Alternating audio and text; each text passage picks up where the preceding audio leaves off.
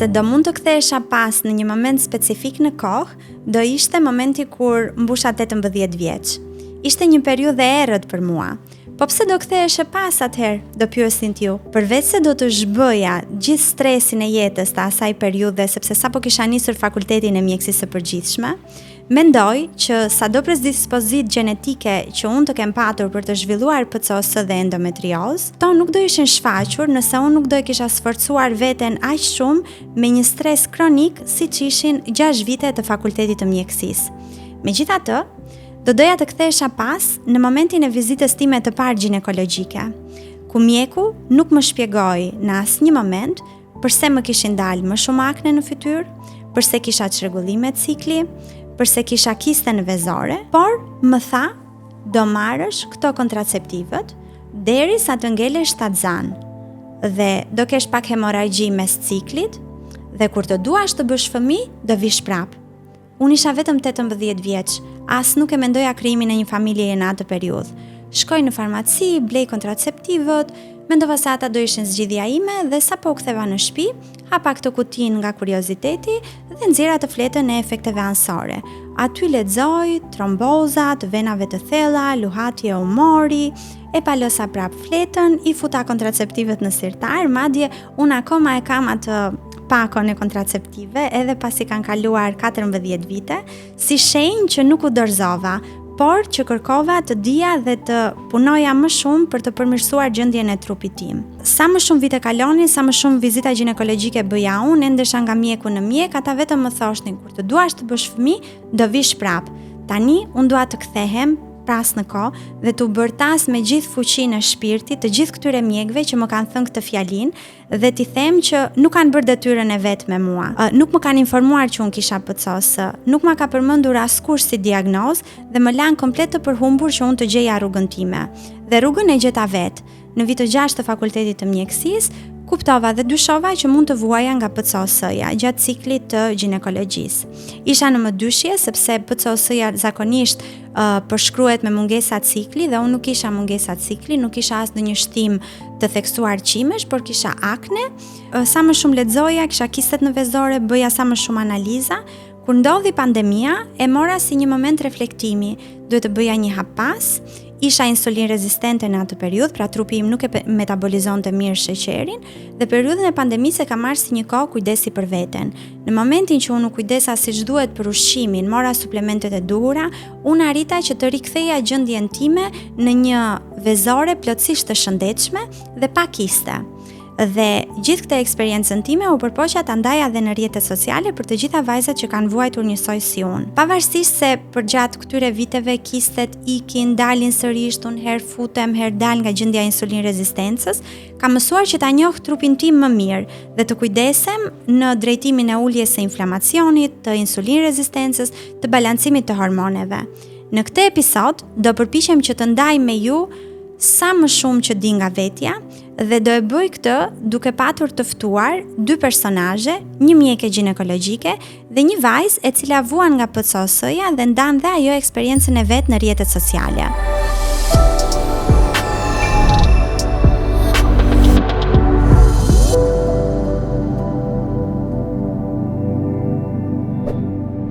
Në këtë pjesë të parë të këtij episodi kam të ftuar një ginekologe. Me doktoreshe Engji Vrapi ne njihemi prej periudhës së fakultetit. Kemi qenë një brez së bashku dhe ajo që unë çmoj shumë te doktoreshe Engji është se e shoh gjatë gjithë kohës që përditësohet për diagnoza si PCOS-ja dhe endometrioza. Jam shumë e lumtur që po vjen një brez i ri ginekologësh të cilët kanë kuriozitet për të studiuar akoma më shumë trupin e femrës dhe për të ndihmuar sa më shumë paciente si ne me këto problematika. Engji, mirë se erdhe. Mirë se të gjeta, në rast të parë të falenderoj shumë për ftesën. Është gjithashtu kënaqësi të të ndjek në Instagram me pjesën e informacioneve që ndan dhe gjithashtu edhe për faktin që jep zë edhe simptomave apo problematikave ginekologjike, sikurse sindromi ovarit polikistik, gjithashtu dhe endometrioza.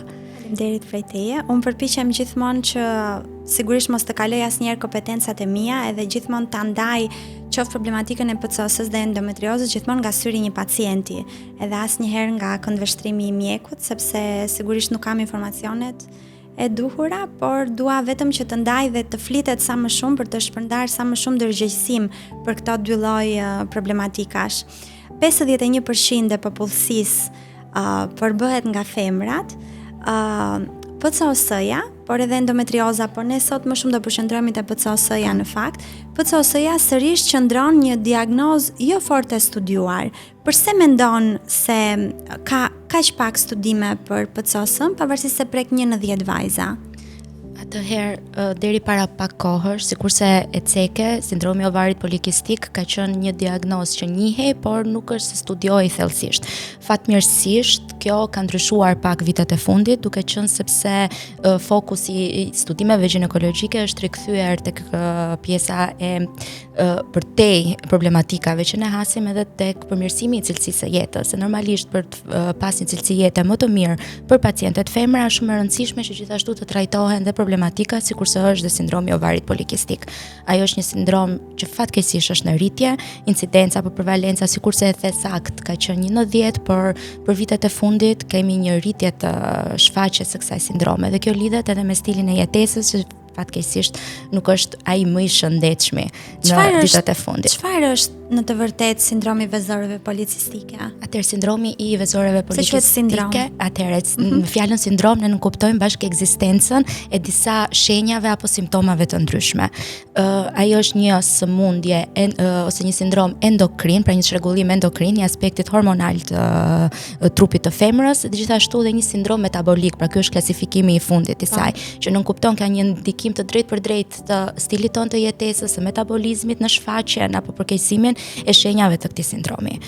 Kur flasim për diagnozën, për të thënë që ne kemi sindrom, në kupton bashkë ekzistencën e 2 prej shenjave të mëposhme. Pra duhet të kemi rritje të hormoneve mashkullore në trup, si po e them pak në mënyrë më popullore. Po, sa më thjesht që njerëzit nuk janë mjek këta që po na ndjekin. Atëre, rritje të hormoneve mashkullore, qoftë kjo e vërtetuar me analizë, kryesisht të testosteronit të lirë, apo me shenjat klinike që na manifestohen si pasojë e kësaj rritjeje, që do të thotë shfaqja e akneve, shfaqja e qimeve ose mësimit jo normal për femrat, kryesisht tek pjesa e mjekrës, pjesa e qafës apo në zona tjera që janë tipike për meshkujt, rënja e flokëve që është një tjetër shenjë, shtimi i masës trupore, pra parimisht kemi një lloj obeziteti që është kryesisht për çndrimi i djamit në disa zona që nuk është tipike për femrat. Së dyti kemi çrregullime të ciklit që nuk kupton mungesën e ciklit për periudha të gjata apo vonesat mbi 35 ditë të ciklit menstrual, dhe së fundmi kemi dhe kriterin imazherik, pra vizualizimin ekografik të vezoreve me praninë e shumë mikrokisteve. Dhe kjo është një gjë tjetër që njerëzit shumë shpesh konfondojnë apo e ngatrojnë, sepse ne nuk kuptojmë që kemi një kist apo një qese të madhe ujë në vezore kur flasim për sindromin ovarit polikistik, por më shumë nuk kupton praninë më shumë se 10 folikujve apo vezëve të vogla, të cilat që duken si perla, si një gjerdan perlash në vezoret tona. Dhe që themi që kemi sindromin e ovarit polikistik, duhet që të bashkë ekzistojnë 2 prej këtyre 3 faktorëve. Pra mjafton ne të identifikojmë 2 prej këtyre 3 faktorëve për të diagnostikuar sindromin. Por jo çdo mungesë cikli është PCOS apo jo, sepse duke qenë se nga njëra anë ne themi që nuk po jepet vëmendje mjaftueshëm PCOS-s, nga ana tjetër kur jepet vëmendje mjaftueshëm, njerëzit mendojnë se të gjithë kanë PCOS. Po jo çdo mungesë cikli është PCOS, dhe e kam vënë re që edhe ti e ke theksuar një herë. Pse është e rëndësishme që të përjashtohen fillimisht diagnozat e tjera dhe pastaj të arrim tek PCOS-ja? Atëherë në çdo rast që ne kemi të bëjmë me mungesa dhe çrregullime të ciklit, është shumë e nevojshme që të drejtohemi tek mjeku, përkatës në rastin konkret mjekët ginekolog. Cikli në vetvete është një manifestim i ekuilibrave hormonal të trupit të një femre. Dhe hormonet janë një rrjet shumë i komplikuar të cilat kontrollojnë funksionet e trupit tonë. Shumë shpesh janë dhe çrregullime të hormoneve të tjera jo ginekologjike, të cilat ne mund na sjellin mungesën e ciklit për ato periudhave. Kështu që është shumë e rëndësishme që fillimisht të përjashtojmë çrregullimet që mund të lidhen me tiroiden, gjithashtu dhe me nivelin e hormonit të prolaktinës, pra hormonit të qumshtit. Dhe nëse ne jemi të sigurt që të paktën hormonet e këtyre organeve të tjera që janë gjithashtu shumë të rëndësishme janë normale, pastaj fokusohemi dhe thellohemi më shumë në pjesën ginekologjike.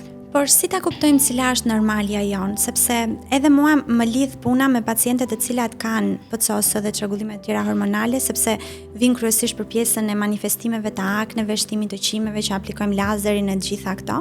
Por si ta kuptojmë cila është normalja jonë, sepse nëpër konsulta me pacientet më thonë cikli më vjen një herë në 2 muaj, një herë në 4 muaj, një herë në 6 muaj dhe pastaj e shoqërojnë me këtë fjalinë e lezetshme. Po unë kështu i kam patur gjithmonë. Do thënë, dhe unë përpiqem të shpjegoj që pavarësisht se gjithmonë mund t'i kesh patur kështu, kjo nuk është normale. Ti sqarojmë pak cila është normalja? Sqarimi që e jepni është shumë i saktë. Normalisht një cikël normal është një cikël i cili përsëritet në një frekuencë midis 21 dhe 35 ditësh. Pra, nëse ne kemi një vonesë cikli mbi 35 ditë, ndonjëherë shtym pak më shumë këtë katof dhe themi mbi 40 ditë, kjo nuk konsiderohet normale dhe do duhet që të hulumtojmë më thellësisht. Duke qenë se në vetvete cikli është manifestimi i këtyre çrregullimeve, ndonjëherë mund të jetë ndonjë çrregullim thjesht momental. Pra përjetimet tona të stresit apo ndonjë mërzie të madhe për disa paciente manifestohen dhe na sjellin një ndikim tek rregullsia e ciklit. Por në qoftë se këto vonesa përsëriten, është e nevojshme që kjo paciente të konsultohet dhe të hulumtoj pak më thellësisht rreth aspekteve të veta hormonale. A duhet të shqetësohemi për shembull kur cikli qoftë kur shkurtohet cikli, qoftë dhe kur zgjatet cikli. Unë mbaj mend veten time që jam endur në për shumë ginekolog sepse problemi i parë që unë kam vënë re te cikli im ka qenë shkurtimi i ditëve të hemorragjisë, sepse unë erdha nga një periudhë 15 vjeçare që filluan menset e para deri në 18 vjeç ka qenë zgjasin për një periudhë një javore, 7 ditore, dhe më pas kur filloi fakulteti, por edhe më vonë, kur u rrita dhe më tepër, cikli im zgjat diku tek 3 ditë, pra ka atë fluksin e madh. Dhe mua kjo më shqetësoi. Fillova të pyesja mjek ginekolog të ndryshëm dhe të gjithë më thoshnin që është normale. Por duke qenë se mua më shoqërua pastaj dhe me 2 diagnoza si PCOS-ja dhe endometrioza, unë ende nuk e di nëse ka patur të bëj ky shkurtimi i ciklit me këto 2 diagnozat e tjera. Kur duhet të shqetësohemi ne nëse cikli a na thot vërtet diçka kur cikli shkurtohet ose zgjatet? Shkurtimi i ciklit përgjithsisht, sikurse të është në rastin konkret, mund të jetë edhe normal, por ndonjëherë mund të jetë edhe tregues i problematikave hormonale, kryesisht i mungesës së hormonit të progesteronit. Nëse ne kemi një mungesë të ovulacionit, pra këtij procesit shumë të rëndësishëm të pjekjes së vezës nga vezorja jon, po që tek PCOS-ja mungon, kemi cikle të çrregullta që mund të jenë të çrregullta në frekuencën e tyre, pra mund të vonohen dhe mund të jenë dhe pak më të shkurtë në pjesën hemorragjisë. Nga ana tjetër, ama normale është mungesa apo reduktimi i fluksit, vetëm kur flasim nëse në ditën e parë dhe ditën e dytë ne mund të kemi një fluks që konsiderohet normal, pra do të thotë gjaku pak më i kuq në vishnje dhe pastaj kemi ditën e tretë dhe ditën e katërt që mund të kemi vetëm spotting për një moshë mbi 30 dhe 35 dhe është normal.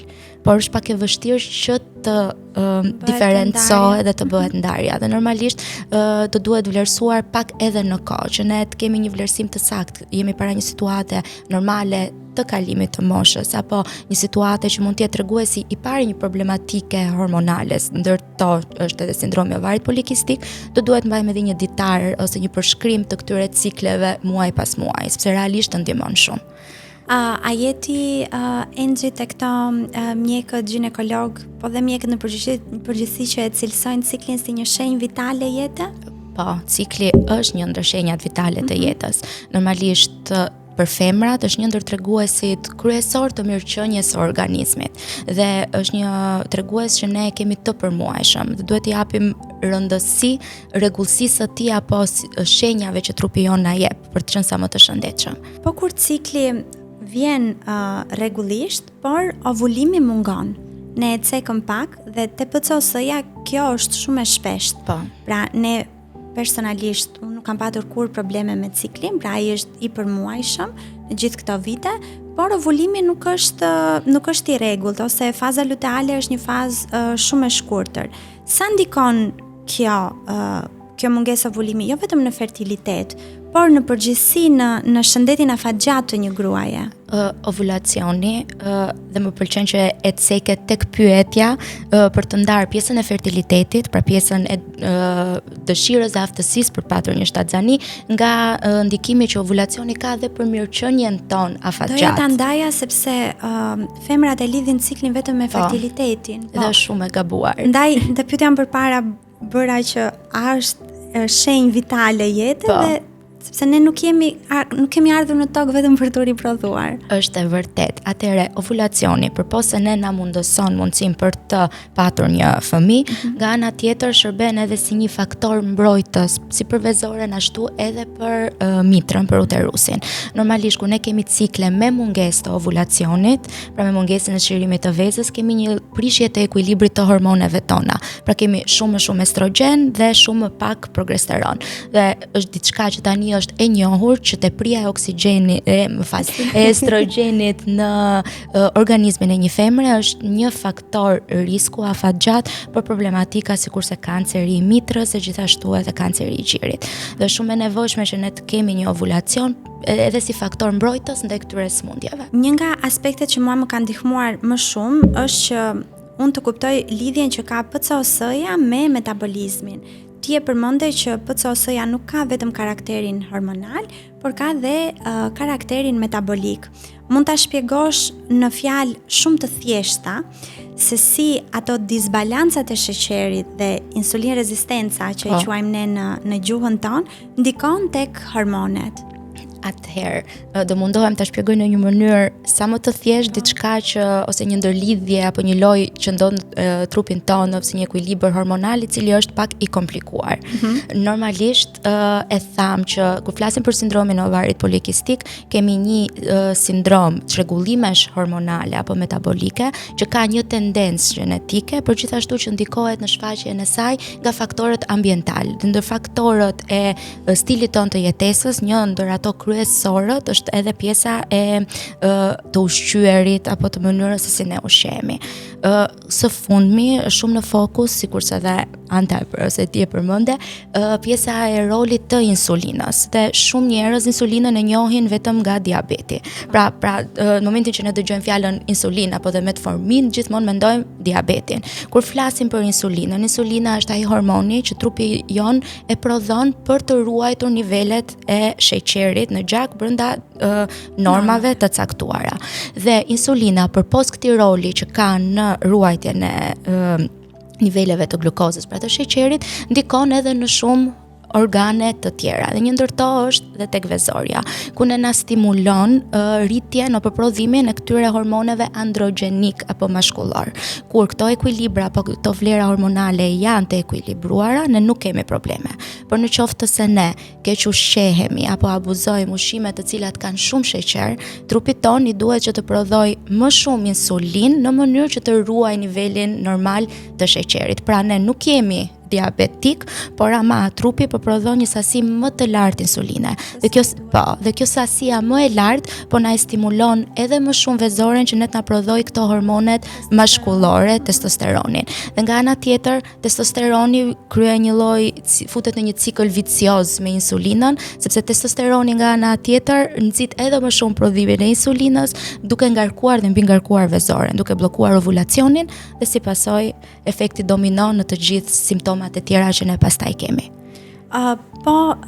Efekti proinflamator që ka insulina të shtimi në peshë, se ti përmende që një nga karakteristikat e PCOS-së është edhe shtimi në peshë, pavarësisht se vlen të theksojmë që jo të gjithë pacientët me PCOS janë obez ose shtojnë në peshë, përfshi edhe mua këtu.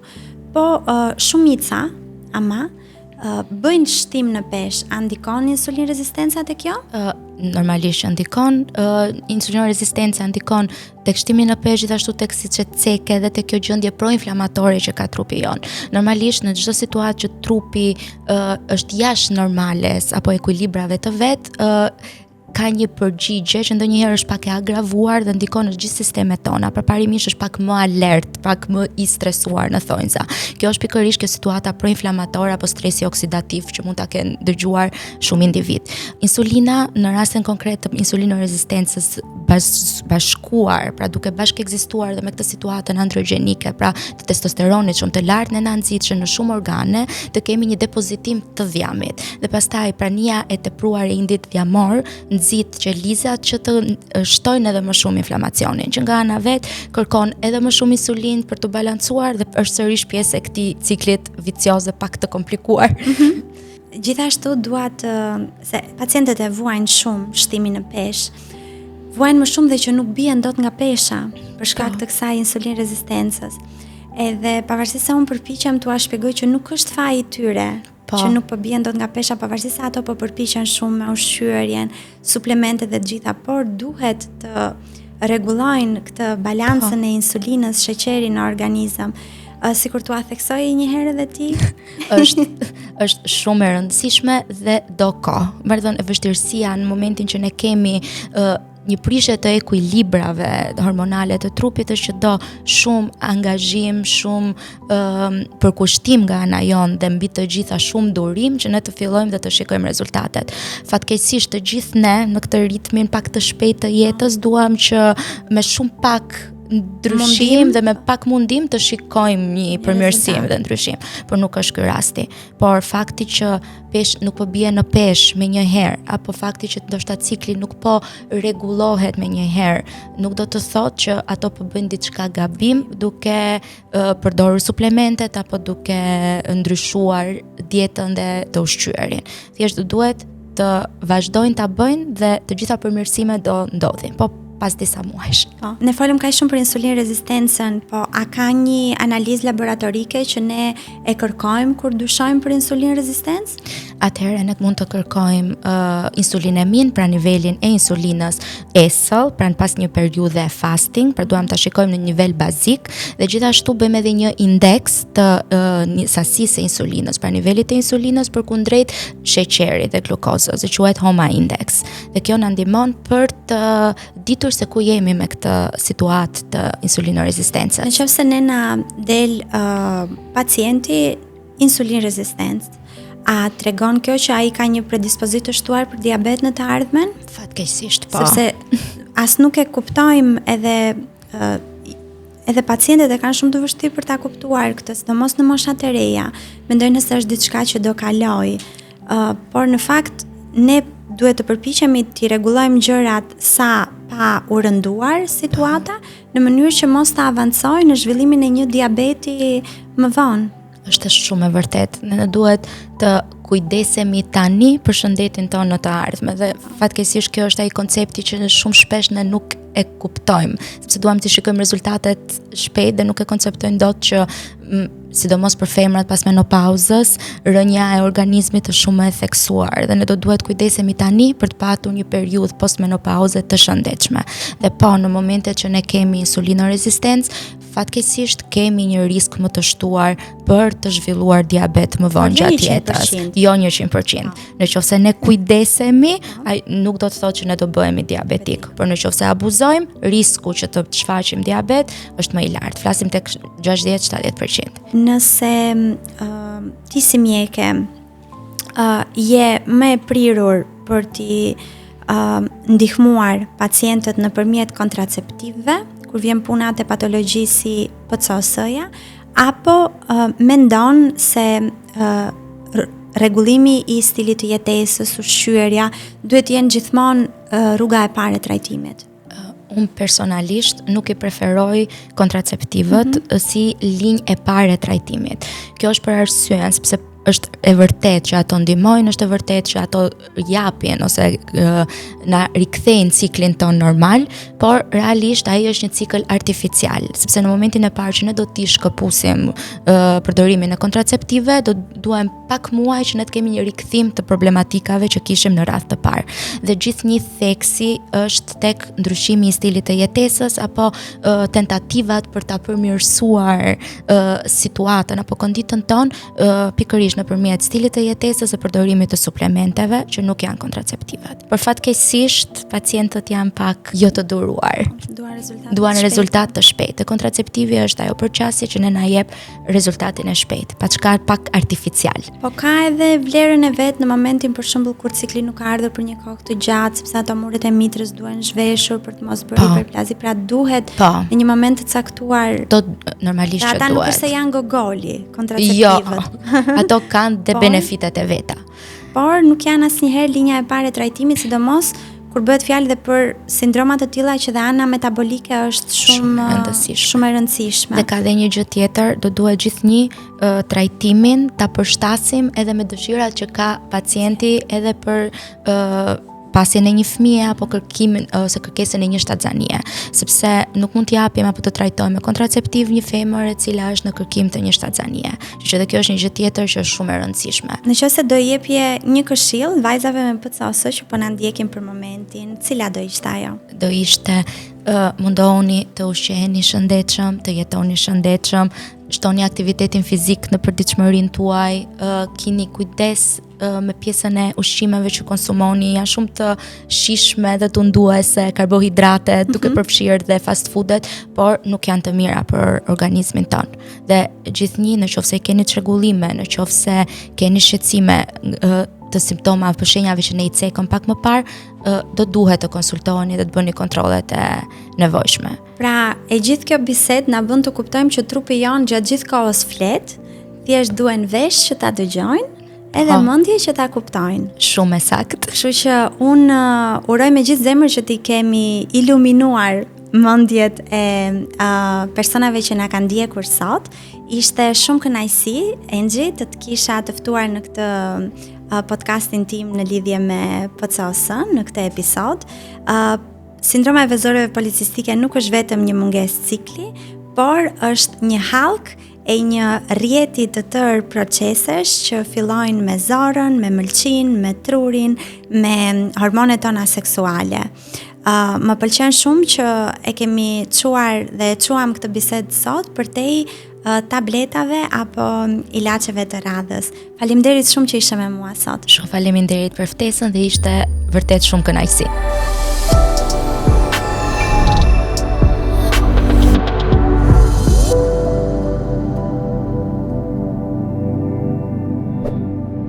Në pjesën e dytë të këtij episodi kam të ftuar një vajzë e cila nuk është mjeke, por e njeh shumë mirë PCOS-ën, jo nga librat, por nga jeta. Ka kaluar shumë vite duke kërkuar përgjigje dhe ndonjëherë nuk i është dhënë as zëri dhe jo më zgjidhja për një problematikë si PCOS-ja. Por ajo nuk u ndal. Zgjodhi të dëgjojë trupin e saj dhe ta trajtojë atë me dashuri, me durim dhe me shumë përkujdesje. Më frymëzon shumë ta ndjek përdit në Instagramin e saj, sepse nuk pranoi që të gjitha shenjat dhe simptomat e saj të viheshin në eshtje nëpërmjet përdorimit të kontraceptive, por kërkoi të kuptonte pse po i ndodhte kjo gjë dhe çfarë mund të bënte ajo për të përmirësuar cilësinë e jetës së saj. Mirë se vjen në podcastin tim Gresa dhe të falenderoj që je këtu me ne për të ndarë historinë tënde.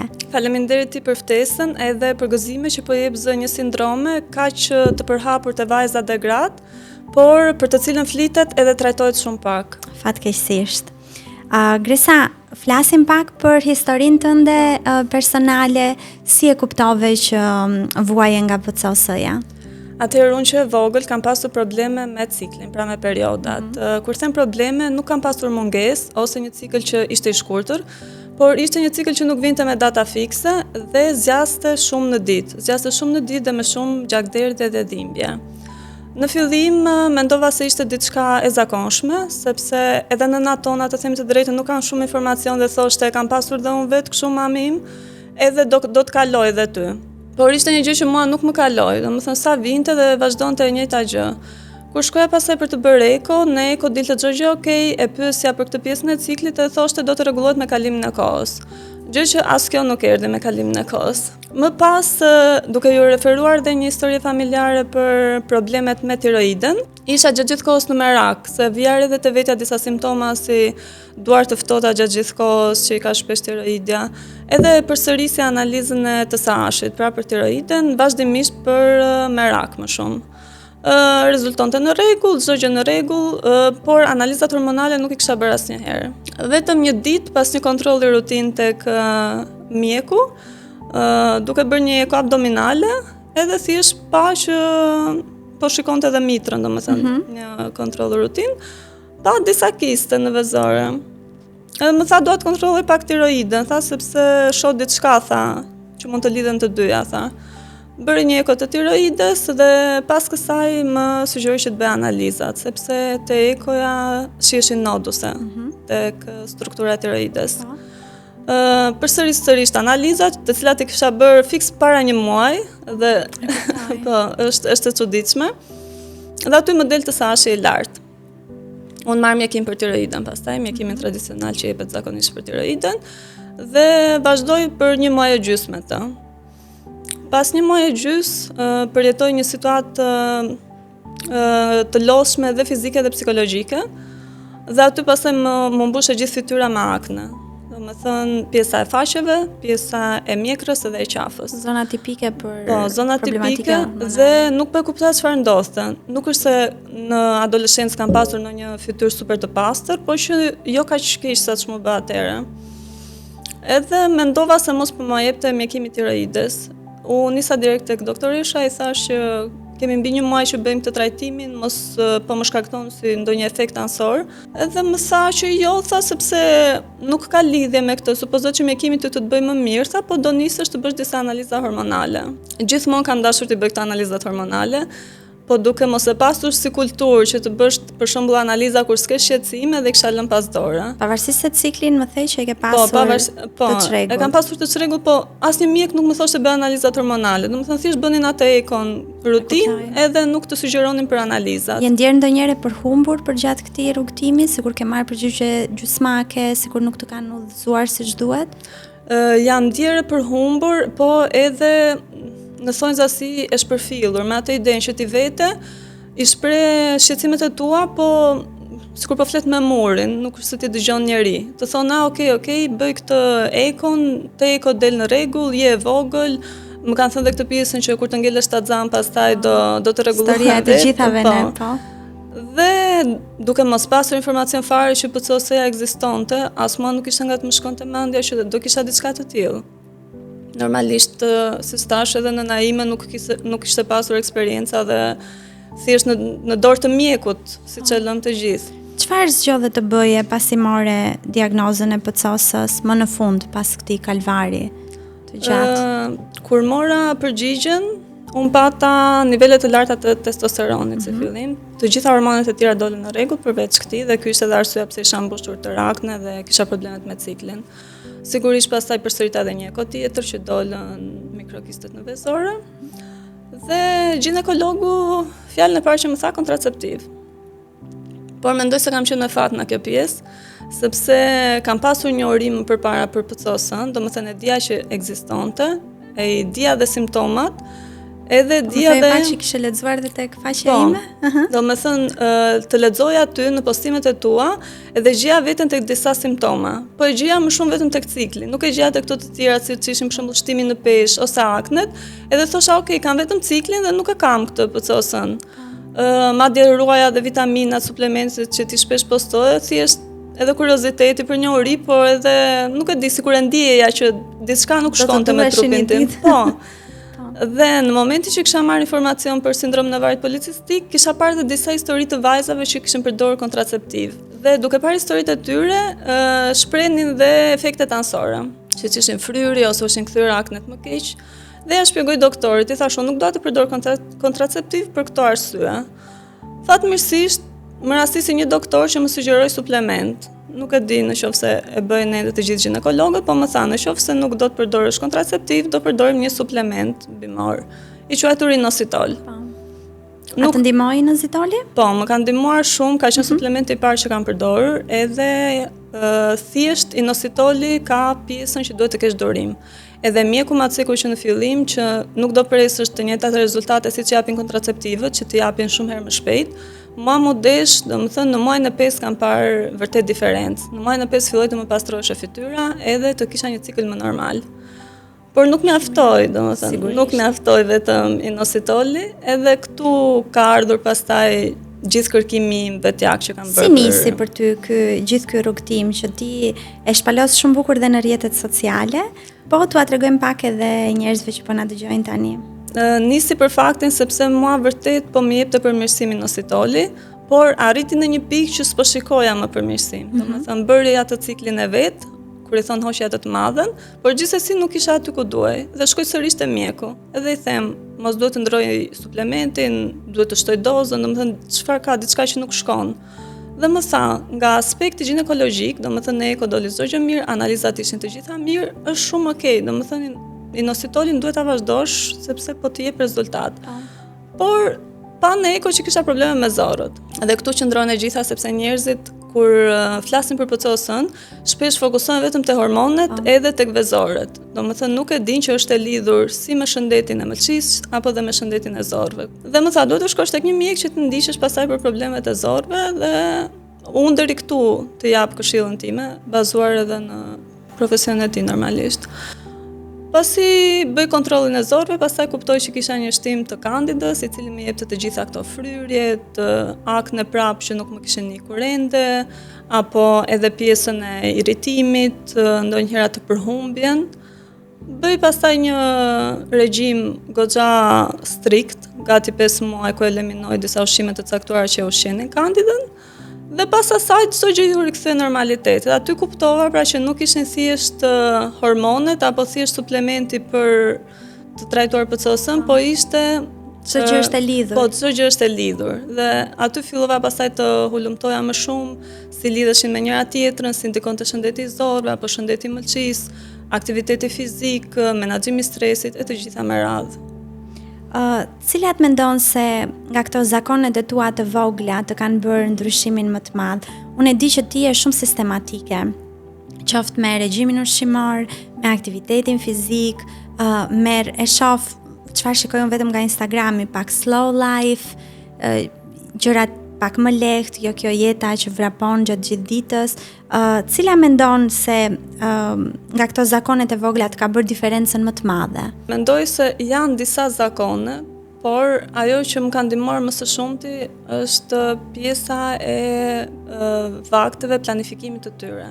Domethënë mund të flas shumë gjatë për ushqimin që më ka ndihmuar, për pjatën e balancuar që duhet konsumuar, apo disa ushqime që nuk duhet konsumuar shpesh, po në qoftë se unë këto ushqime nuk i përgatis paraprakisht për të bëj një plan, një listë ushqimore, të gatuaj disa prej tyre në fundjavë, atëherë gjatë gjithë javës do e kem të pamundur me gjithë të jetën e shpejtë që është që të ushqem sipas regjimit tim. Pra, domethënë kjo është një nga gjërat që më kanë ndihmuar më shumë të bëj atë sakrificën e vogël në fundjavë, që ndoshta disa njerëz e marrin pushime dhe për të qetësuar. Unë shkoj bëj atë listën, bëj pazarin, i programoj disa vakte, përgatis disa prej tyre që t'i kem gati dhe gjatë javës pastaj nuk detyrohem as të ha diçka super të shpejtë, as të porosis jashtë apo dhe të rri pa ngrënë, sepse e kam dhe këtë që ndonjëherë duke u ruajtur nga fakti për mos të ngrënë ushqime jashtë, e lë trupin pa ngrënë që është akoma dhe më keq. Të fut prapë në një cikël vicioz me sheqerin. Në një cikël vicioz, po. Dhe mendoj kjo më ka ndihmuar shumë edhe fakti i vaktit të mëngjesit, sepse kam qenë person që nuk e konsumoja mëngjesin. Si të gjithë ne, edhe kur isha studente, edhe kur shkoja në punë, nxitoja në mëngjes dhe thjesht mund të merrja një molto me vete ose ndonjë tost të thjesht. Edhe kjo solli pasojat e veta, sepse normalisht kur nuk konsumon mëngjesin, i jep trupi diçka të ëmbël, menjëherë kemi rritje të niveleve të sheqerit, të cilat ashtu si rriten menjëherë, po ashtu do bien dhe trupi përveç se do jetë i lodhur, do kërkoj prapë sheqer dhe fillon pastaj detyron dhe trupin që të prodhoj më shumë insulinë se sa është e nevojshme. Për ta bërë pak më praktike, si ngjan një mëngjes i joti? Një mëngjes i imi, në qoftë se do e nis, domethënë që nga fillimi, duke përfshirë edhe vaktin e mëngjesit, niset gjithmonë me një çaj. Preferoj më shumë çajin e xhinxherit edhe për faktin që ka vetin që e ngroh trupin. Edhe në mjekësinë kineze duhet ngrohur mitra dhe vezore. Është shumë e rëndësishme. Edhe për faktin që ndihmon me tretjen. Pra kur ti çosh në mëngjes i jep një si boost organizmit, nga e gjithë nata që është bërë edhe pjesa e procesit të tretjes së ushqimit e të gjitha këto. Dhe pastaj kaloj te lëngu i kockave, që është bërë dhe i famshëm. Lëngu në kockave. Ta kam zili. Lëngu në kockave është diçka që e kam nisur pikërisht në momentin kur nisa shërimin e zorrës. Domethënë, prej aty filluan kërkimet, edhe që aty se ndava më. Normal që ka periudha pushimi, sepse si çdo gjë, le të themi në thonjza që ka ato vetit kurative nuk duhet të jetë gjatë gjithë kohës. Dhe pastaj pas lëngut të kockave normalisht me vaktin e ushqimit përfshin gjithmonë një karbohidrat kompleks, sepse dua të sqaroj edhe pak të pjesën për karbohidratet. Unë nuk i kam hequr kurrë karbohidratet në dieta ime. Ndoshta edhe fakti që s'kam pasur probleme me peshën, por ama i kam zvendësuar me karbohidrate komplekse, të cilat nuk e rrisnin ndaj shpejt sheqerin në gjak siç mund të bëjnë karbohidratet e thjeshta. Edhe mendoj kjo është një këshill shumë e vlefshëm për të gjithë personat që ndoshta tentojnë të heqin fare karbohidratet, pasi dhe ato kanë rolin e tyre në trupin ton edhe për pjesën e hormoneve. Më pas një burim yndyrë të shëndetshme, zakonisht përdor avokado, po mund të përdorësh edhe një lugë gjelle vaj ulliri, perime të ndryshme për fibra, edhe një burim proteine. Varet që mund të jenë vezë ose filet apo ose kos grek. Kjo edhe në varësi të sa ka mundësi personi për shembull të konsumojë në mëngjes, ka mundësi të konsumojë sasi të madhe apo jo. Edhe fakti nëse ka me nxitim apo jo, atëherë mund ta përgatisë që në darkë edhe merr me vete në punë. Pra, mendoj pjesa e mëngjesit është më e rëndësishme nga të treja vakte. Nëse është vakti më i rëndësishëm i ditës. Vakti më i rëndësishëm. Nëse na programon trupin. Që të shtojmë proteina në çdo vakt, të paktën një mesatare 30 gram thon, por që gjithsesi duhet marrë dhe bazuar me peshën trupore ose aktivitetin fizik që kryejmë. Mendoj vakti mëngjesit është ai që duhet ta ketë se s'bën këtë pjesën e proteinës, sepse ndihmon pastaj për rivendosjen e trupit gjatë gjithë ditës, që ti mos të shkosh pastaj drejt ushqimeve të shpejta apo ta lësh dhe pa ngrënë fare. Po për sa i përket suplementeve, inositolin më merr akoma, me sa kuptova. Po inositolin e marr akoma, por kam bërë dhe periudha pauze me rekomandim të mjekut.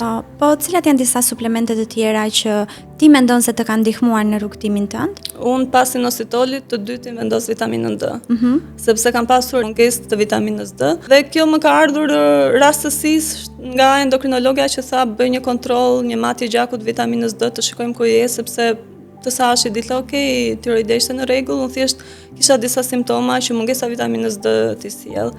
Dola pastaj që kisha mungesë edhe vazhdoj dhe sot e kësaj dite me vitaminë D në varësi pastaj dhe të periudhave, për shembull në verë me dozë më të ulët, në dimër me dozë më të lartë. Dhe i treti pas këtyre dy javëve do vendosja magnezin. Unë përdor formën bisglicinat, pasi është edhe pak më e butë me stomakun dhe më e përcisshme. E përdor thuajse çdo darkë, besoj është një nga suplementet tek i cili bëj më pak pauza se ta të tjerë, duke qenë se shkarkohet edhe më shpejt. Më pas do përmendja edhe zinkun edhe koenzim Q10. Domethënë kjo është peshqa që për mua ka bërë diferencën. Top 3 janë inositoli edhe vitamina D dhe magnezi, dhe pastaj këto të dyja të cilat i kam bërë me periudhë pauza. A ka qenë thjesht për ty ta sintetizoje gjithë këtë informacion që ke marrë për veten? A ka qenë thjesht që të orientohesh mes gjithë këtyre këshillave online?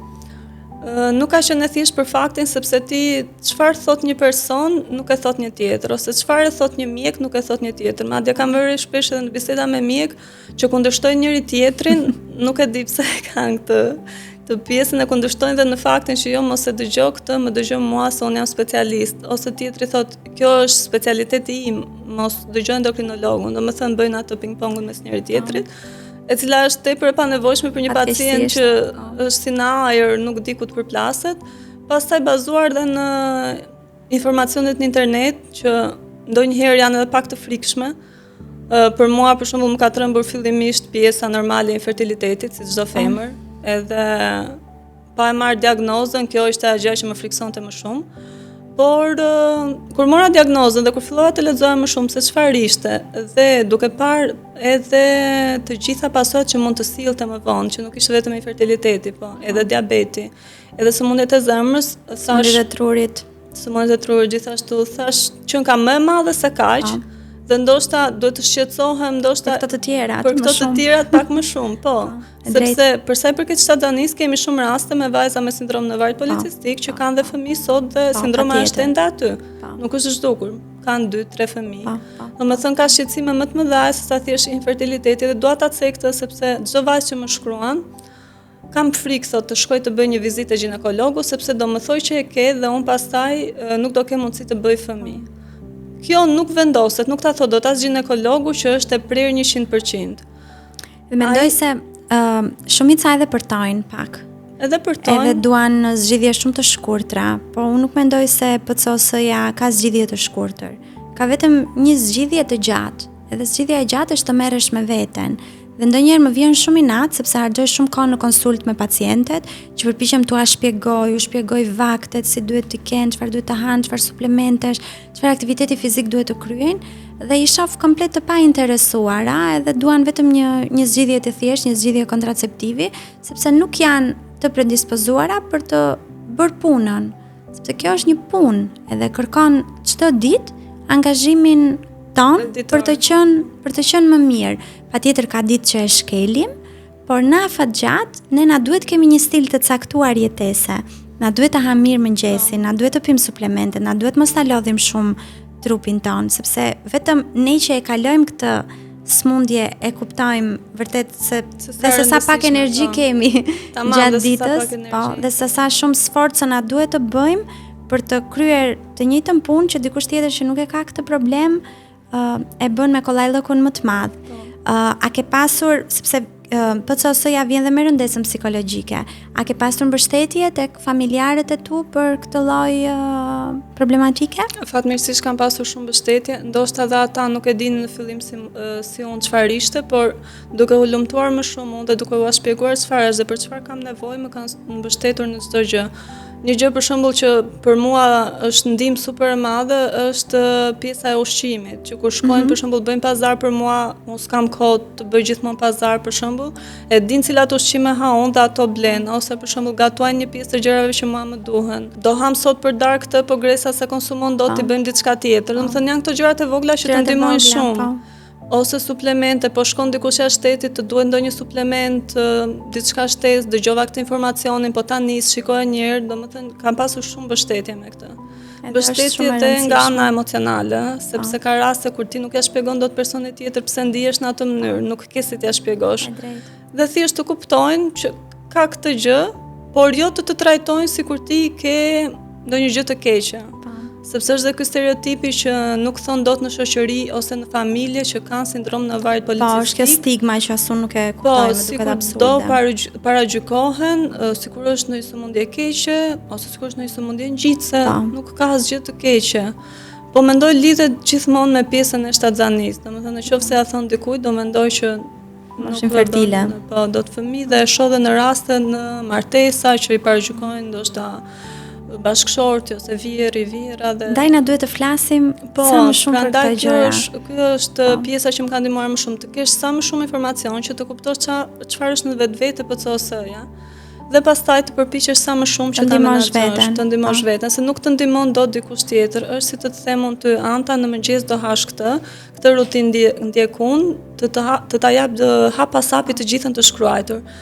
Unë ta jap të gjithën, po nëse ti nuk e ndjek, nuk ke si të përmirësohesh. Domethënë gjithçka vjen nga ty. Më pëlqeu shumë kjo fjalia e fundit që tha Gresa, çdo gjë vjen nga ne dhe ndryshimin më të madh në këtë lloj situatash, qoftë sindromi vezovir policistike, qoftë endometriozës, mund ta bëjmë vetëm ne dhe askush tjetër për ne.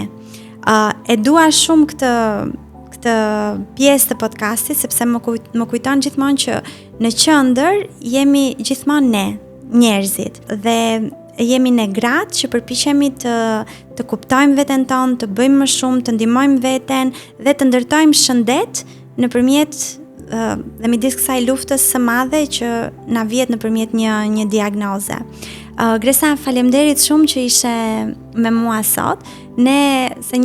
Publiku nuk e di, po ne jemi dhe herë e parë që po shifemi dhe u takuam këtu. Ishte kënaqësi. Dhe jam shumë e lumtur të ndjek me shumë kënaqësi dhe ti po bën një punë fantastike për sa i përket ndërgjegjësimit mbi PCOS-ën. Faleminderit. Uroj që ky episodi i sotëm t'ju ketë ndihmuar sa më shumë si këshillat e doktore Shengjit, por edhe këshillat praktike dhe stili jetesës që ndau Gresa me ne. Ju ftoj të na bëni like edhe subscribe, sepse edhe episode akoma më të bukura do të vinë. Faleminderit dhe shihemi në episodin e radhës.